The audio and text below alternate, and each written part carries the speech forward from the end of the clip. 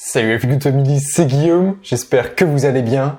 Et aujourd'hui, accrochez-vous bien parce que la vidéo va être vraiment complexe à comprendre. Je vais vous l'expliquer de la manière la plus simple possible, mais je suis hyper heureux parce que c'est un sujet qui est passionnant et vous allez voir que ça va vraiment avoir un impact dans votre vie ou du moins vous allez vraiment comprendre comment ça se passe et notamment pour ce qui est du sujet quand vous êtes stressé.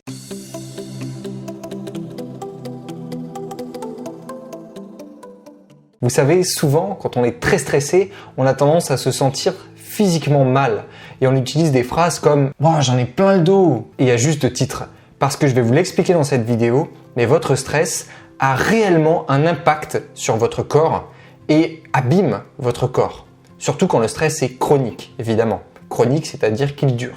Alors, il y a pas mal de théories sur le sujet. On est pratiquement sûr qu'il y a une connexion directe entre le stress et la douleur physique, notamment les maux de dos qui sont très à la mode, mais on n'est pas forcément persuadé de la façon avec laquelle ça se produit. Il n'y a pas longtemps, j'ai trouvé un papier très intéressant en ligne, je vous le mettrai dans la description si vous voulez le regarder, qui explique un petit peu tous ces processus qui peuvent être la cause de douleurs physiques à cause du stress.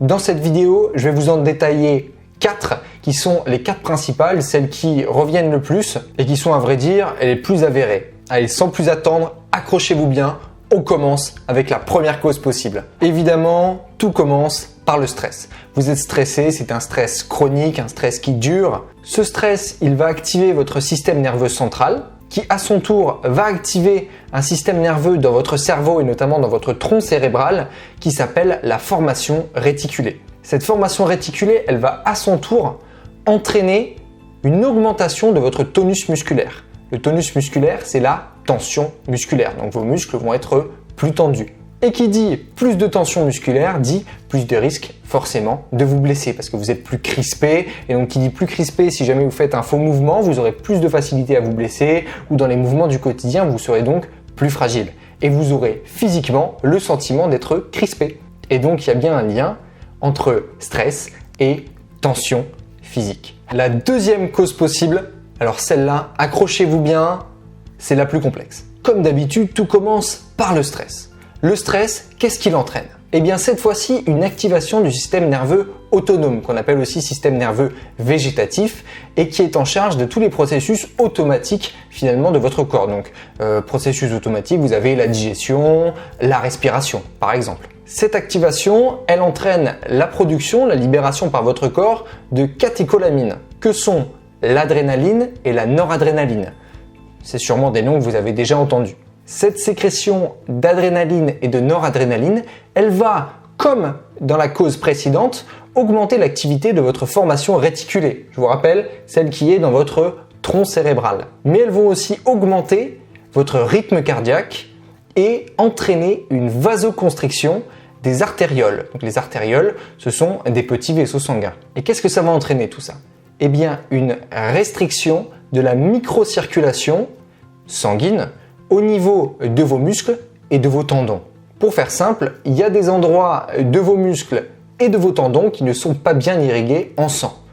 Et ça va entraîner deux choses. Premièrement, comme vous avez moins de sang qui arrive au niveau de vos muscles et de vos tendons, eh bien, vous allez avoir moins de nutriments qui vont être apportés à vos muscles et vos tendons parce que les nutriments sont apportés par le sang.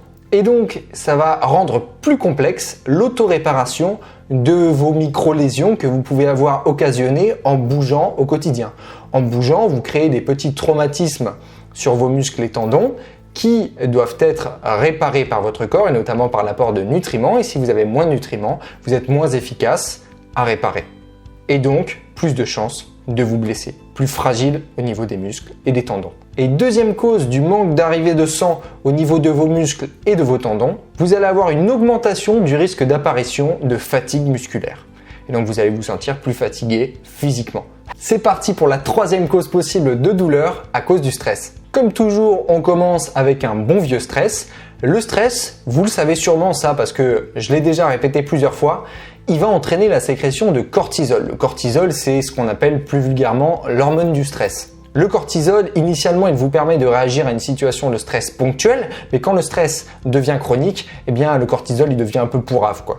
Et il va avoir une action au niveau de vos reins qui va entraîner la perturbation du système hydromyénal. Oh là là là là, et mec, prends des cachets quoi, on comprend rien.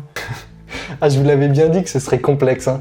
Mais vous inquiétez pas, je vais vous expliquer super facilement. Le système hydromyénal, c'est le système en gros qui gère la flotte de votre corps et les électrolytes. Donc vous savez, sodium, potassium, tous ces trucs-là. Et qu'est-ce que ça va occasionner que votre équilibre hydromyénal soit perturbé? Si la flotte de votre corps et les électrolytes, ça fonctionne pas bien, eh bien vous allez avoir formation d'œdème. Vous savez, c'est les petits gonflements, les petites zones où c'est gonflé, comme si l'eau circulait pas bien finalement.